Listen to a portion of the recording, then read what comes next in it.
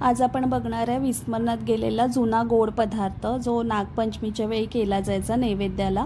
एकदम मस्त लागतो, तुम्ही पण करून बघा। तांदळापासून करतात हा किंवा इडली रव्यापासून। तर व्हिडिओ लास्ट पर्यंत बघा। तांदळाच्या इडली रव्याचा ना, म्हणजे तांदळाचा मोजून घेतला का तुम्ही रवा? हो, एक रवा हे घेतले, एक वाटी, एक वाटी गूळ आणि 3 वाट्या पाणी। हे पाणी आता यात घालायचं। ते काय केले पाण्यात? म्हणजे पाणी विरघळलं का, गूळ आणि पाणी, ओलं खोबरं घातले, ओलं खोबरं आणि गूळ। तांदूळ स्वच्छ धुवून वाळवत ठेवायचे 10-12 तास आणि ते भाजून त्याचं असं रव्यासारखं मिक्सरला बारीक करून घ्यायचंय। हां, एक वाटी ते 3 वाट्या पाणी, एक वाटी इडली रवा, 3 वाटी पाणी, त्यामध्ये गूळ आणि 1 वाटी गूळ, 1 वाटी गूळ।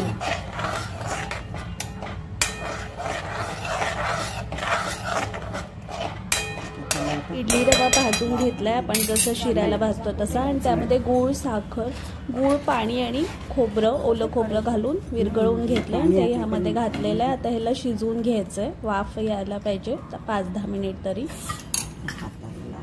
तूप लावून घ्यायचं ताटाला, चांगली वाफ आलेली आहे, ताटात पसरून घ्यायचंय जसं आपण नेहमीच्या वड्या करतो खोबऱ्याच्या। तर तूप लावलंय वाटीला आणि पसरून घेऊन त्याच्या वड्या पाडायच्यात आणि वरून खोबरं घालायचं ओलं। मस्त लागतं, तुम्ही पण करून बघा। जुना पदार्थ आहे हा, जुन्या काळी केला जायचा, एकदम सोपी रेसिपी आहे। तर नक्की करून बघा आणि चॅनलला लाईक करा, शेअर करा आणि सबस्क्राईब करा।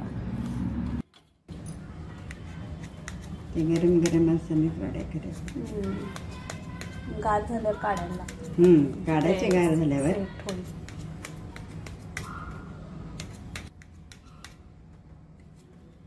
गरम असतानाच अशा वड्या पाडून घ्यायच्यात आणि गार झालं की त्या काढायच्यात, म्हणजे छान निघतात अशा गार झाल्या की वड्या। आणि खोबरं घालायचं, ओलं खोबरं, काय म्हणतात, काजू बिजू, हां खोबऱ्याचं, काजू कतली दिसायला लागते।